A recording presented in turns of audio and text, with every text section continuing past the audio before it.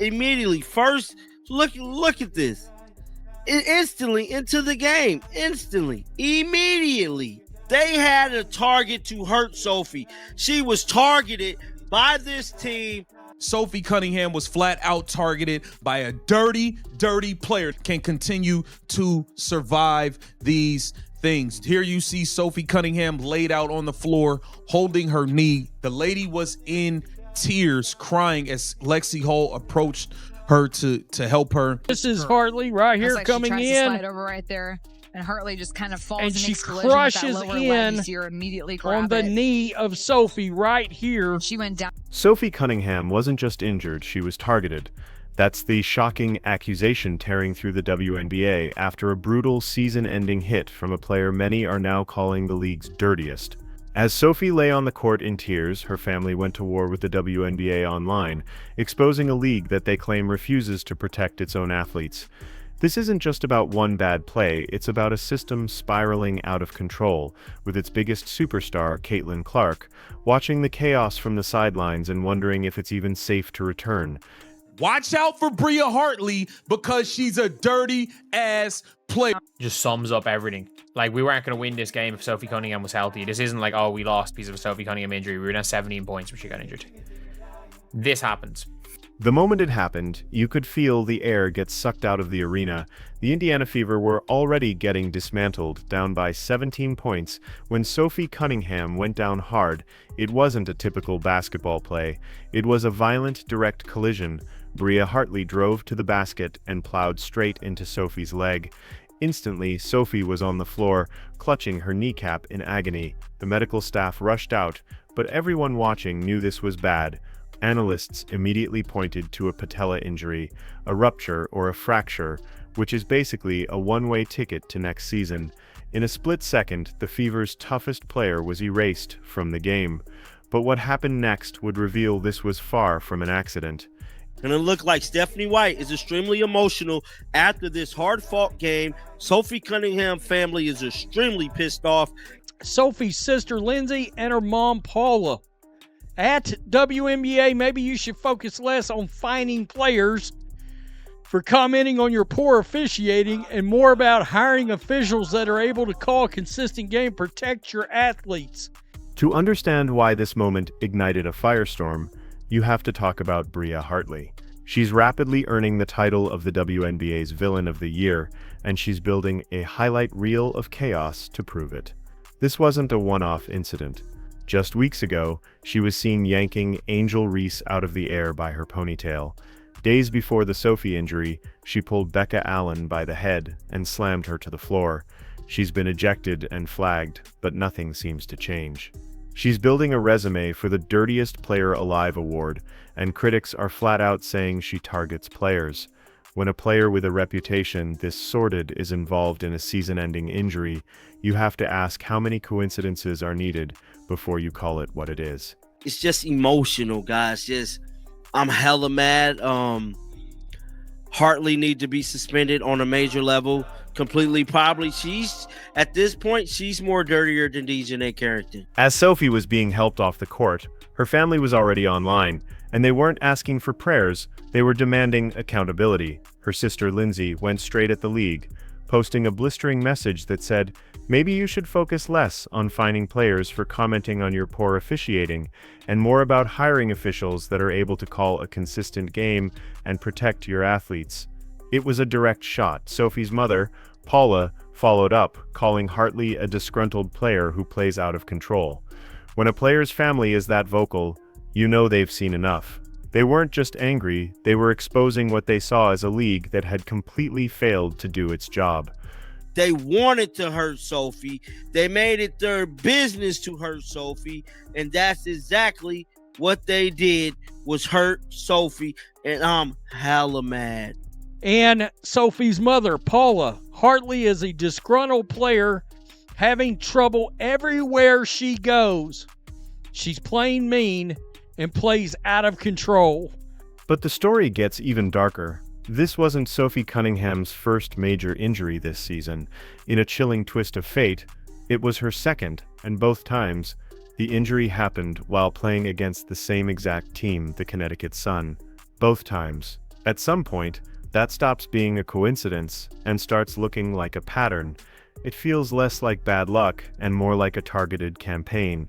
For a player to suffer 2 significant injuries against one specific opponent in a single season is statistically improbable and deeply suspicious. It adds a whole new layer to the family's outrage and reinforces the terrifying idea that Sophie may have had a target on her back. It's a patella injury. Normally, people will hold higher in their knee if it's a knee ligament injury.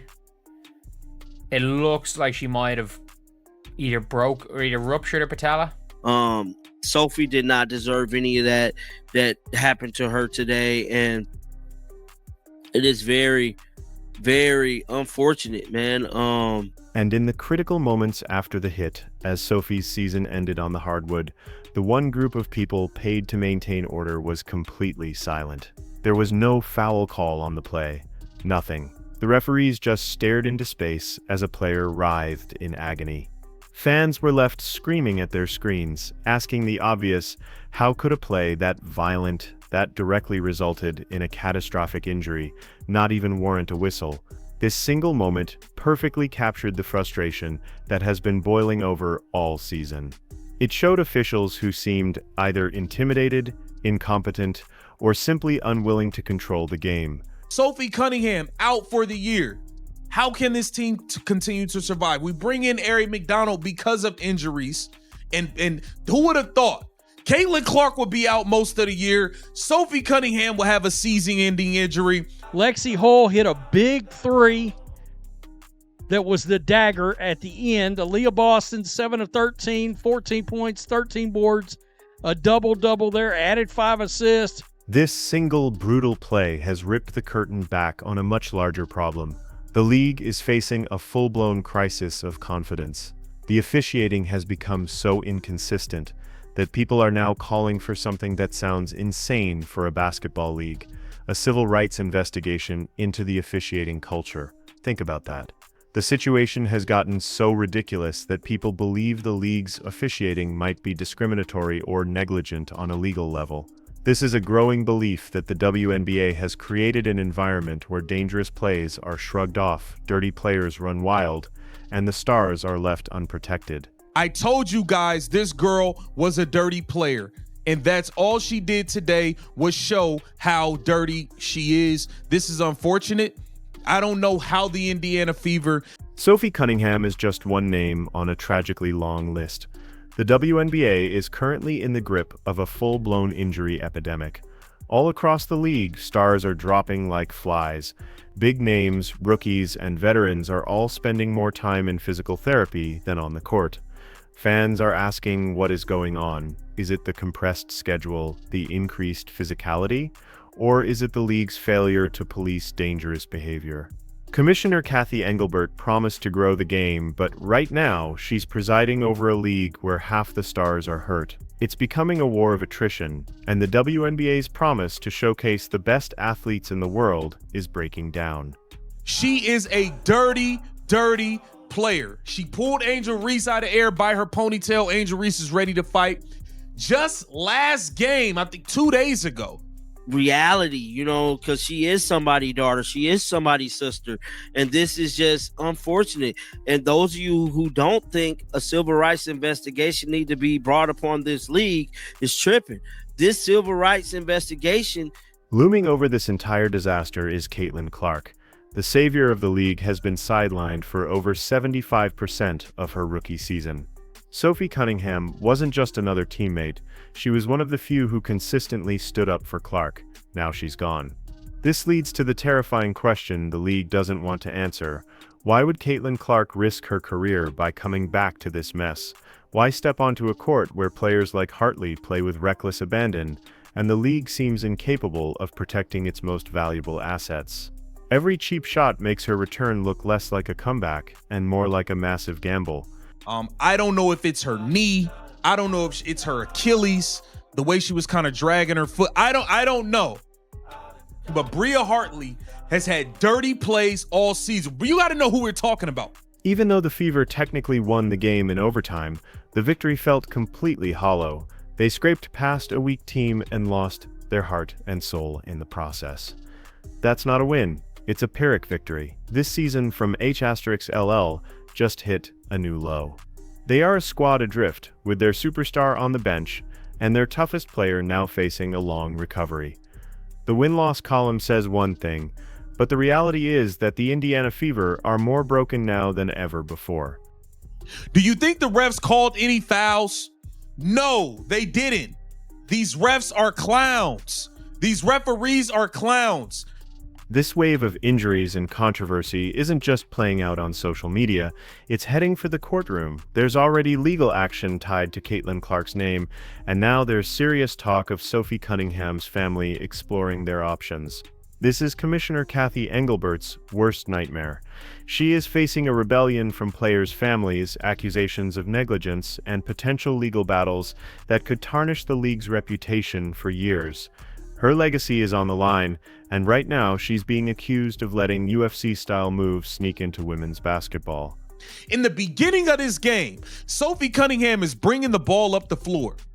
She gets mugged, hit upside the head, knocked to the floor while dribbling the ball up the floor 75 feet away from the rim. What happens to a team when it doesn't just lose a player, but its enforcer? Sophie Cunningham was more than just a shooter. She was the team's backbone. She was the one player who had Caitlin Clark's back from day one, unafraid to get in an opponent's face or call out cheap shots when no one else would.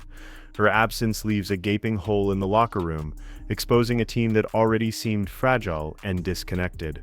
Without its protector, the team's chemistry is facing its ultimate test. The Fever didn't just lose a player on the court, they lost the very person who held them together. Kathy Engelbert, wake the hell up. Half of your league is hurt now. Who would have thought? How do the Indiana Fever, Bria Hartley, you are a dirty, low-down dog of a player, you. The WNBA's problems are no longer an internal secret being discussed on fan forums. The firestorm has gone mainstream. Major sports networks, national newspapers, and top podcasts are now all asking the same question. What is wrong with the WNBA? Social media is ablaze with hashtags demanding better officiating and player protection. The league is losing control of the narrative, and they're losing it fast. Instead of stories about Caitlin Clark's incredible talent, the headlines are dominated by injuries, controversies, and incompetence. For a league that fought for decades to get this level of media attention, this is a public relations catastrophe. Wonder why there's so many goddamn injuries all over the league, because you are allowing people to play rugby and football and do UFC moves in the middle of a basketball game. This chaos isn't just costing the league its reputation, it's costing them cold, hard cash. Caitlin Clark was a golden goose, bringing in record-breaking TV ratings, sold-out arenas, and unprecedented merchandise sales. But with her on the sidelines and the league looking like a reckless free-for-all, that golden goose is now in jeopardy. Are sponsors getting nervous? Are networks questioning their investment? The WNBA was handed a once-in-a-generation opportunity to catapult into the mainstream, but by failing to protect its biggest assets, it risks fumbling the biggest bag in its history.